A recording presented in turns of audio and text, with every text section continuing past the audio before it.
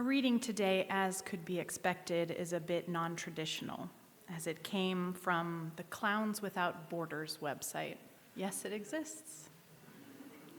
It reads, in the spring of 1998, our founder, Moshe Cohen, aka Mr. Woohoo, returned to Chiapas for his fourth tour in 3 years.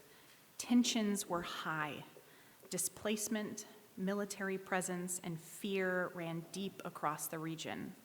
But so did laughter. Moshe performed for nearly 3,000 children and community members, from tiny barn-like shelters to hillside gatherings of thousands.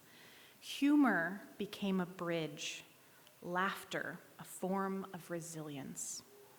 Clowns Without Borders USA was born from this kind of moment, not to erase the pain, but to honor humanity within it.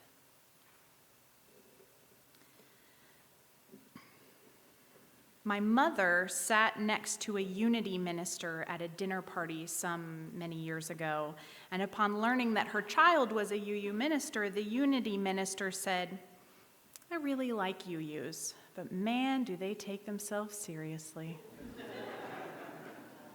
What this Unity minister didn't know is that, like most faith traditions, Unitarian Universalists have a rich history of self-deprecating humor. It might not be widely appreciated, like many other mainstream faiths, but it exists, or so the internet tells me. Is that when I can do this thing? There we go. And thank gosh it does, because that Unity minister wasn't totally wrong. We UUs are engaged in a great deal of serious work. Our theology tells us that the only life we are guaranteed is this life, here and now. And it is within our ability to make this world either heaven or hell. And because of that belief, we have a vested interest in staying aware of what is going on and in trying to make our world better each day in our own way. This means in times like these, when it's almost impossible to keep up with the bad news cycle, we can feel ourselves being worn down, drained, emotionally exhausted, and sometimes downright in despair. In such a context, humor can be a much-needed reprieve, a deep breath in that helps to ease the burden. It's life-affirming, and can even be life-saving as it helps to cultivate our resiliency. In an essay written by theologian Professor Ant Jeroncik, he calls humor a micro practice of hope. He expands on this, writing, a study of 55 Holocaust survivors notes that while laughter did not remove the horrendous circumstances of those survivors, their macabre humor, in quotes, help them subsist in the context of unspeakable tragedy. The survivors' humor did indeed function as a means of survival and resistance, thereby showing us that the human spirit is capable of life-affirming gestures even in the midst of horrendous evil. Tragedy and the tears are still there. There is no diminishing of that. Nevertheless, micro-practices of hope have genuine meaning. All that speaks to Harvey Cox's contention that laughter, at times at least, is hope's last weapon.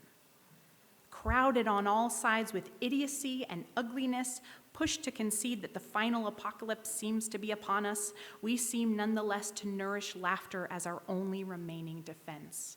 I love that image of laughter as hope's last weapon. As you can imagine, then, humor relaxes us and helps our mental health, but it also helps to reduce our physical pain. There was a study done at a Connecticut hospital that supported this theory. It said after surgery, patients were told one-liners prior to administration of potentially painful medication. And the patients exposed to humor perceived less pain as compared to patients who didn't receive humor stimuli, end quote. Other studies concluded that it boosts our immune system, reduces stress, and helps our communication skills. And humor can also illuminate the ways in which we live in the world politically and be used to critique social injustice. Satire, of course, which is a form of sarcastic humor, can subvert authority and expose hypocrisy. Think of Trevor Noah from The Daily Show or Stephen Colbert, who have so brilliantly infused satire with meaningful reflection as they hilariously call out the ridiculousness of our political situation. Humor engages its audience members in thinking, feeling, and speaking about the ways that we live in the world together, all of which can and do inform change. And the subversive power of humor existed far before The Daily Show. Here I quote from researcher David Polio. In the Middle Ages, a European court jester, assuming the voice of the average citizen, could mock the king and tell him those unpleasant truths others could not. We inherited this conviction that the typical civilian has a right and a responsibility to critique society and its government from our political forebears. And it is a guiding principle that has played a critical role in maintaining our democracy. So what about humor in a sacred space like this sanctuary? Despite being told once in divinity school that ministers should never make a joke about their religion from the pulpit, I actually insist doing so is not only our right, it's an expression of our highest values as Unitarian Universalists. We're taught that as a faith tradition with open revelation, that means that we continue to change and grow with new information, that nothing is too sacred for us to scrutinize. I also believe that few things in life are too sacred or too serious to meet with humor. Taking a look at ourselves and laughing occasionally doesn't mean we don't value our faith or one another. It means we value it so much that we don't fear losing it by calling attention to some of our more farcical elements. In my opinion and in my experience, having a sense of humor about it all only serves to deepen our faith and allows us to coalesce as a community. I could go on and on about the benefits of regularly laughing, but truly, I say all of this just so I can stand up here and have an excuse to tell some jokes today. You don't have to laugh, okay? I will feel a little awkward, but that's part of the humor. But feel free to add your own sound effects, right? Like a boo, or a hiss, or a groan, or a ba-dum-ching, or accordingly, okay? So, I'm gonna start with some classic UU jokes. You might be a UU if, okay? You might be a UU if you've ever had an argument about the gender of God. You might be a UU if you think the Holy Trinity is reduce, reuse, and recycle. You might be a UU if you study the 10 suggestions instead of the 10 commandments. You might be a UU if you think a holy day of obligation is your turn to do coffee. Okay. You might be a UU if you get mail from committees you didn't even know you were on, right? You might be a UU if you gave more to the Sierra Club last year than you spent on your mother's Christmas present. You might be a UU if the only time Jesus is mentioned at church is when someone trips or stubs their toe. You might be a UU if you pray, "Dear God, if there is a God, if you can, save my soul, if I have a soul." And so, to whom it may concern, these thoughts, prayers, good vibes, karma, cosmic forces, or whatever we offer to you, if there is a you or not, amen. You might be a UU if you know at least 2 people who were upset that trees had to die for your church to be built. And you might be a UU if you have more than 3 bumper stickers on your electric car. All right. For the members of any religion, to have a few doubts is normal. To have many doubts is a crisis of faith. To have constant doubts is a conversion to Unitarian Universalism. Arguing with a Unitarian Universalist is like mud wrestling a pig. Pretty soon, you realize that the pig likes it.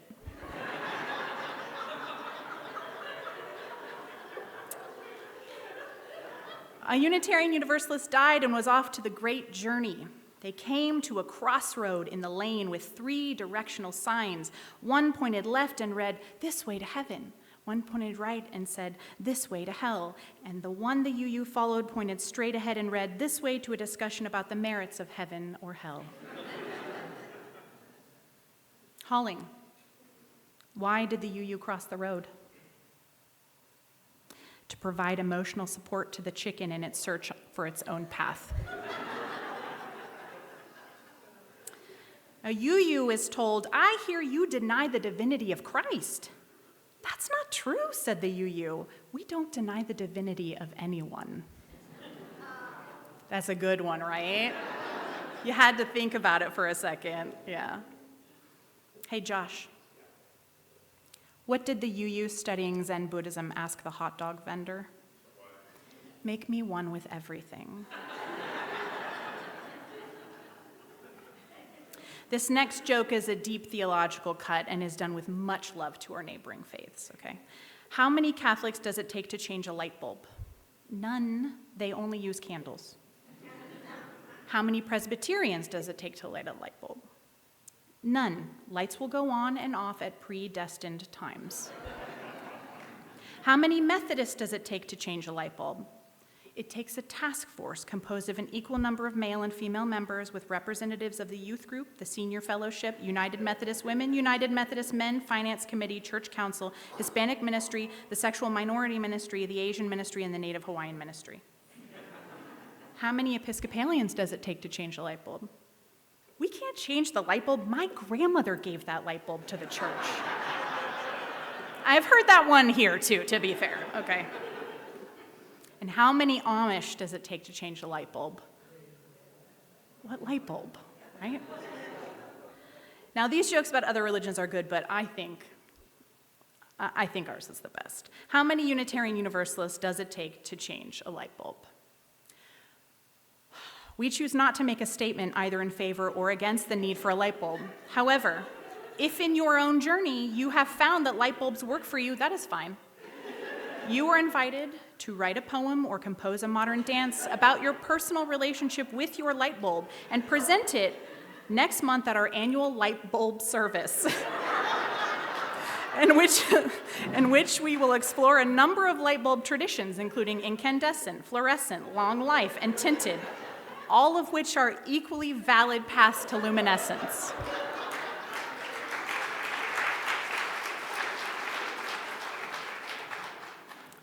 Takia, what do you get when you cross a UU with a Jehovah's Witness? Someone who knocks on your door to learn about your religion.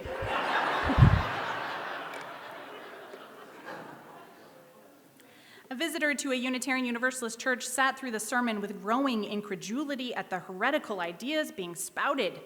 After the sermon, a UU asked the visitor, "So how did you like it?" "I can't believe half the things that minister said," sputtered the visitor in outrage. "Oh, good, then you'll fit right in." A UU meeting must seem strange to outsiders. A person will speak and say nothing. Nobody listens, and then everybody disagrees. A traveler couldn't find the local Unitarian Universalist church. After looking in the center of town, in the suburbs, and finally out in the surrounding countryside, the traveler asked a farmer, "Am I too far out for the UU church?" Farmers reply, "Nobody's too far out for them." A newcomer took a seat in one of the pews at First Unitarian, and when the minister began preaching about liberal theology, the newcomer became more and more enthusiastic and finally shouted, "Amen!" when the preacher definitively proved the use of reason was essential to religion. There was a longtime member of the church in the next pew who leaned over and glared at the newcomer. "In this church, we do not shout amen during the sermon." The newcomer, looking flustered, said, "But I've got religion." "Well," hissed the longtime member, "you did not get it here."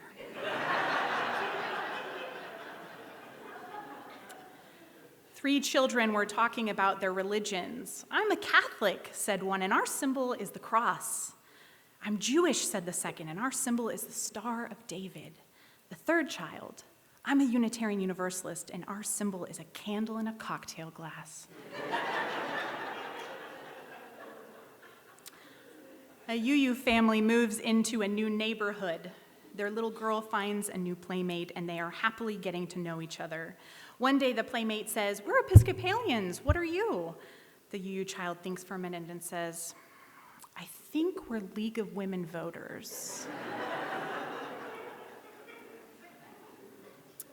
A Unitarian is just a Quaker with ADD. That's a good one when you think about it. After the secular humanists came along, we said that UUs believe in one God at most. Then with the sixth source and the pagans, we say that UUs believe in one God more or less. Right? Josh, why do UUs have a hard time singing in church? Because they're always reading ahead to see if they agree with the next verse. Yeah. 3 recently dead people are at the pearly gates. The angel asks the first, "What's your faith?" he says. "Catholic." "And did you go to confession?" "Oh yes, every week." "Okay, go on in." The second is Jewish. "Did you make a pilgrimage to the Wailing Wall?" "Yes, I did, just last year." "Okay, you may enter." The last declares that they are Unitarian Universalist, and the angel asks, "And did you bring a hot dish to share?" These next jokes were written by Jack Killalea when he was an 8th grader at UU Fellowship in California. "Yo mama's so Unitarian, she buys junk food at Whole Foods." "Yo mama's so Unitarian, she tells you to take out the compost." "Yo mama's so Unitarian, you didn't know that radios could play anything besides NPR until last year." All right, Jack. "Yo mama's so Unitarian, she's offended that these jokes don't include Universalist." "Yo mama's so Unitarian, she thinks that Super Bowl Sunday is the homecoming water communion." "Yo mama's so Unitarian, she made you switch schools 6 times so that you could have 7 principals." And lastly, "Yo mama's so Unitarian, even though she doesn't find these jokes funny, she respects my decision to tell them." And that's it. As you can tell, yes. As you can tell, there are several themes running through these jokes, and I have to say, though, they're certainly exaggerated. There might be a little hint of truth in some of these, okay? I love us for every single one of them. I think having inside jokes is a great way to cement our identity and to remind us that no matter what silliness may occur, and I can assure you each organization has its own brand of silliness, we belong to something pretty special. Okay, so can I get an amen? Amen. Awesome, that's it.